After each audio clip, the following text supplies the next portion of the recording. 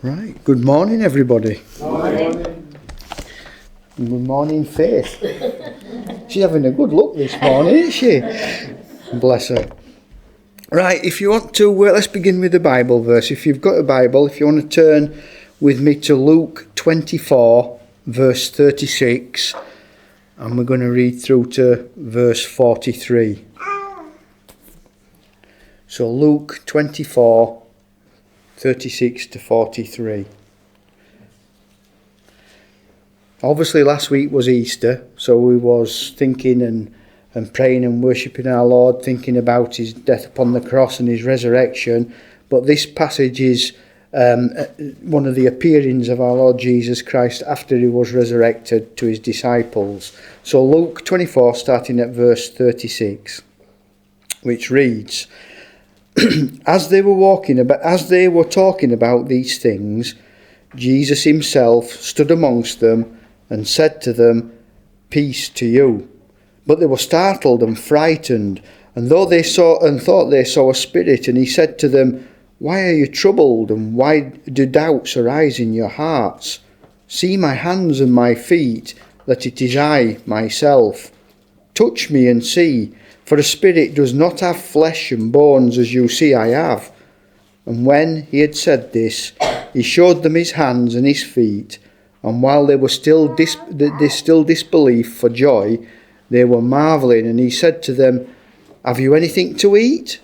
And they gave him a piece of broiled fish, and he took it and ate before them. May God bless the reading of his word. This week I've been thinking about the post-resurrection experiences that the disciples and the apostles had after Jesus was resurrected. And I've looked at all four of the Gospels this week and been looking at those particular events in particular. Started with Matthew, and Mark for that matter don't really say very much about what happened after the resurrection. We get most of his accounts in the Gospel of John and the Gospel of Luke. Now, John gives us that wonderful account of doubting Thomas.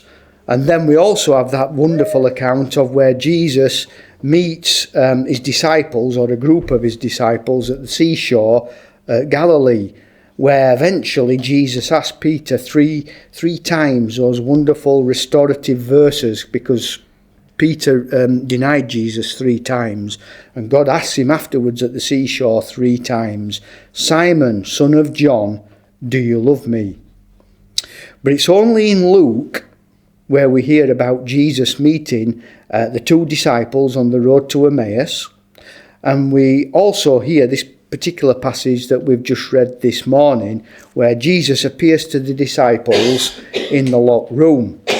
And if I'm honest, it's this particular passage that touches me more than any of the others of the resurrection appearances of Jesus. And you might ask, well, why this particular passage? And I would say, on reflection, it's because here in this passage of scripture that we've read this morning, we not only see the splendour of God's promise and all, which is all about his resurrection, but we see the wonder of Jesus appearing in a locked room whilst the disciples hid away in fear.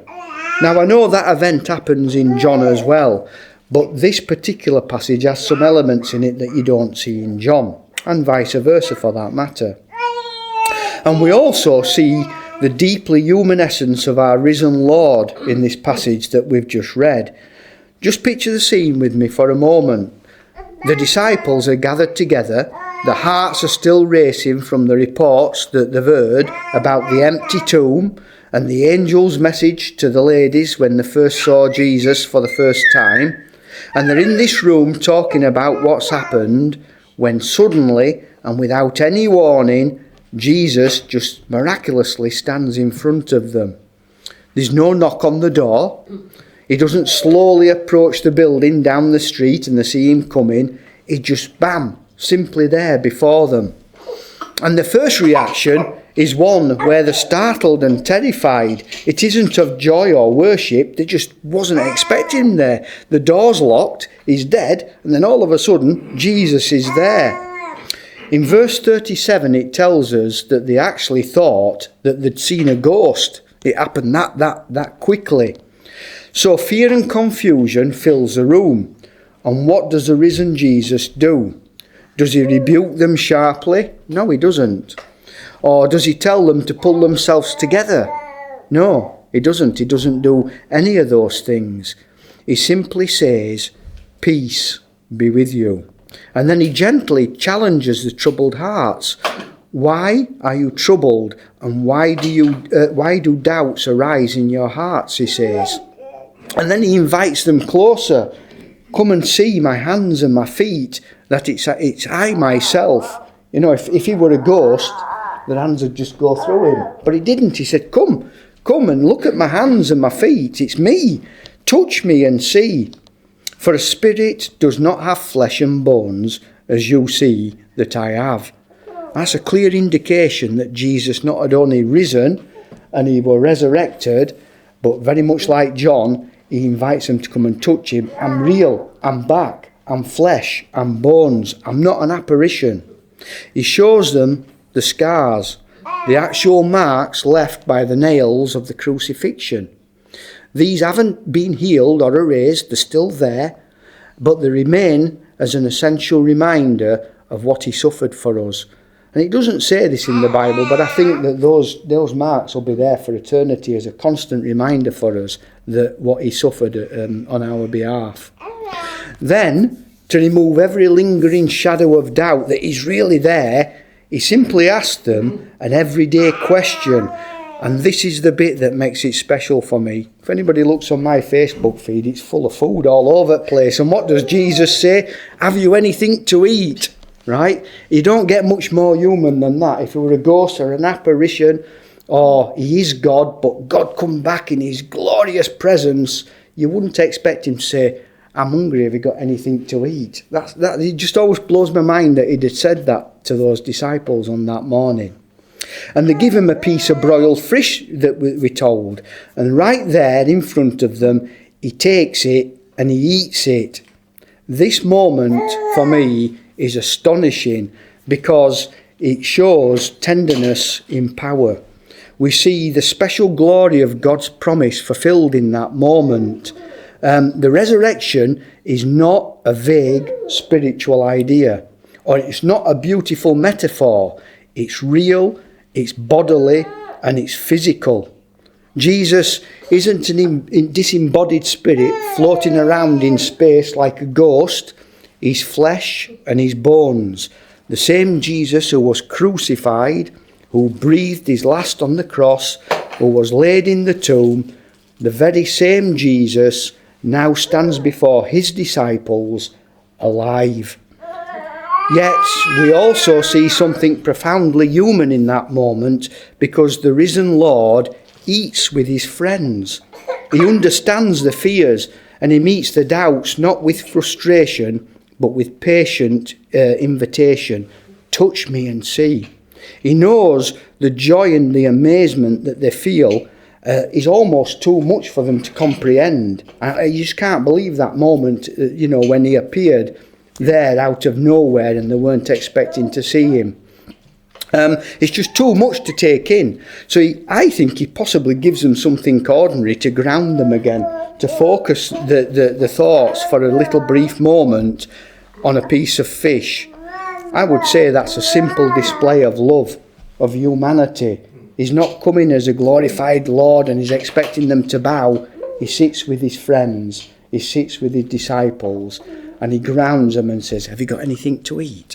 I think that's an amazing moment.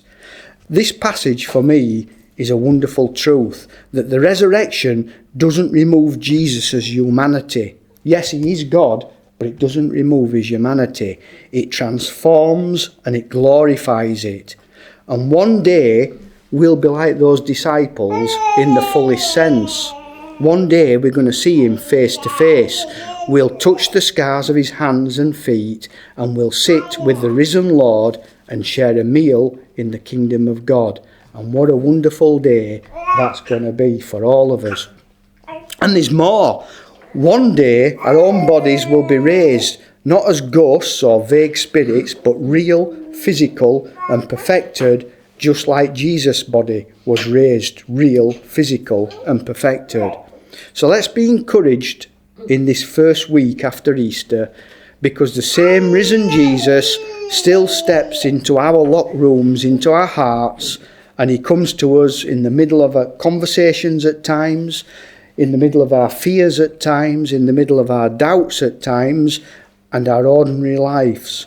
And he says again and again, peace be with you. Even as committed Christians, I know that we can often find ourselves hurt or worried by life's pressures, and that's because we're human, and that's natural and normal, and that happens from time to time. Or sometimes we're affected by life's troubles or unanswered questions that we might have on our mind. But Jesus meets us every single time exactly where we are as people. And he still invites us now today to come, touch and see. And he can do that through his word, and he can do that through the presence of his Holy Spirit. And he especially meets us here today and every day that we meet around this table to remember him in the breaking of bread. Now, just as Jesus ate broiled fish with the disciples to prove that he was truly alive and not a ghost, he comes to this table to encounter, or we come to this table to encounter the living Christ. Here, he asks us to remember him, the one who gave his body for us, who poured out his blood for us. It is Christ who calms our doubts and renews our joys and strengthens our faith day after day after day when we turn to him.